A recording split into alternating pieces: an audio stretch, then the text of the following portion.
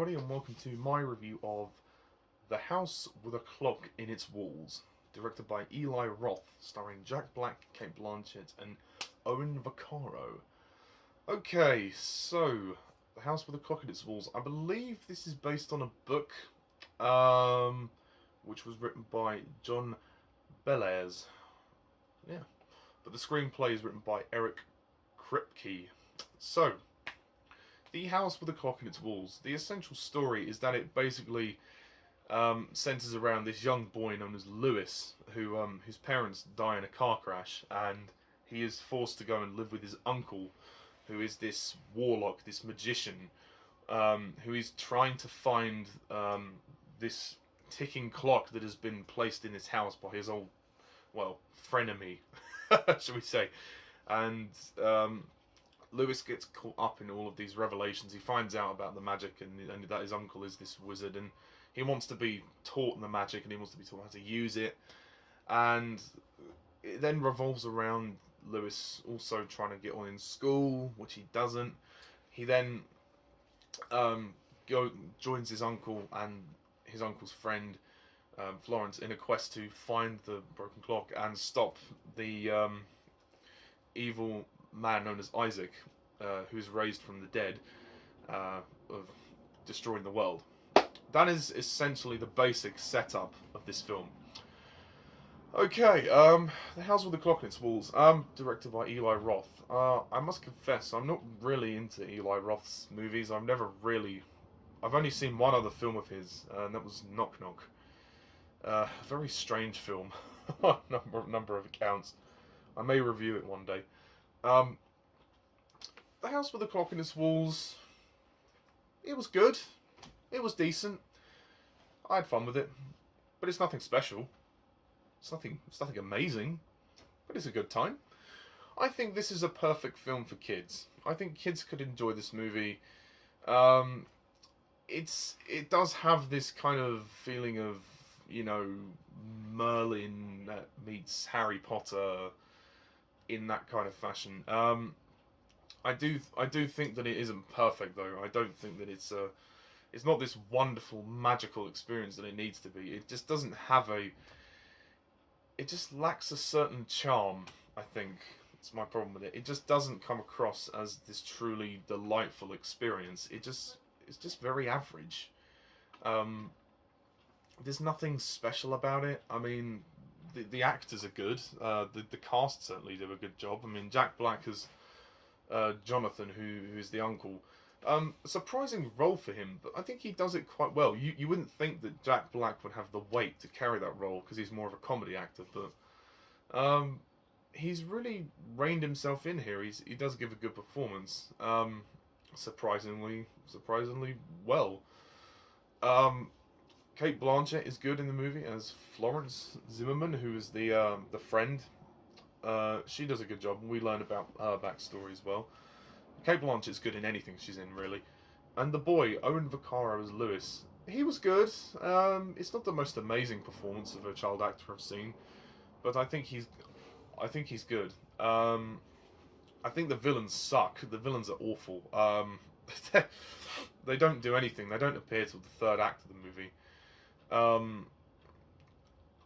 I mean, the reveal of them was kind of interesting, but at the same time, there's nothing unique about them because, again, it's a cliche. They just want to destroy the world. I mean, it doesn't feel like that the filmmakers went into the rich source material. They just kind of took elements of it and then wrote around it. That's just what it feels like. I mean, I haven't read the book, but that's what it feels like. This movie isn't long, but there are times when the film drags slightly. The pacing did slow down at points for me. It's only 1 hour 45 minutes, so it's not a long movie, but it just doesn't have it just doesn't have that charm. It's trying too much to be like this Harry Potter meets Merlin kind of thing, like the boy wizard learning to be this wonderful magician, and with the parents being dead and everything, and then also Merlin being this magical master, you know.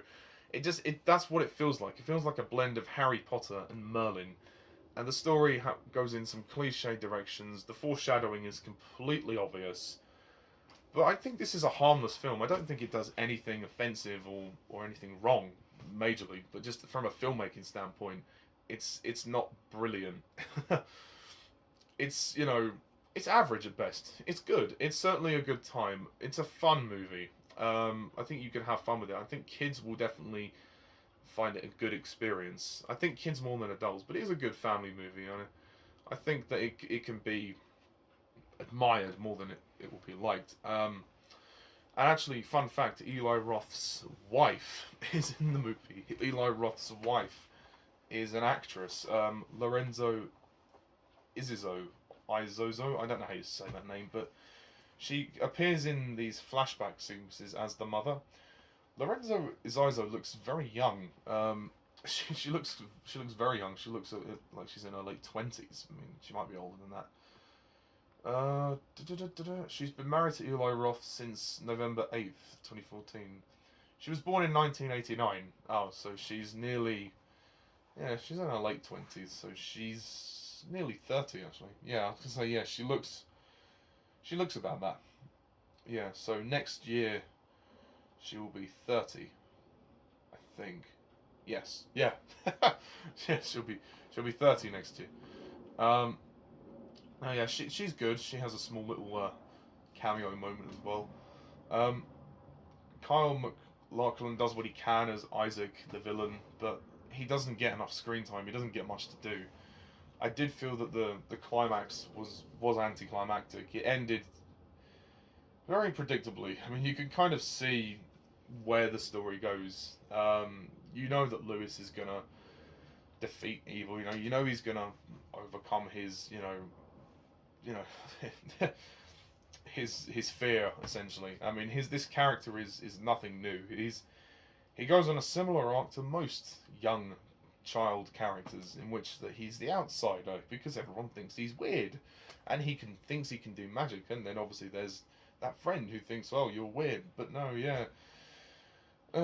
You get the idea. The essential character arcs are kind of cliched. The story arcs are kind of cliched, but this is a harmless, fun movie. So, and I think the direction is good by Eli Roth, but it could be better. I think it could be. You could just find a way to make it more unique, and then you'd have a pretty solid film. But it's adequate. It's decent. It'll do. So I'm going to give this movie a 7 out of 10.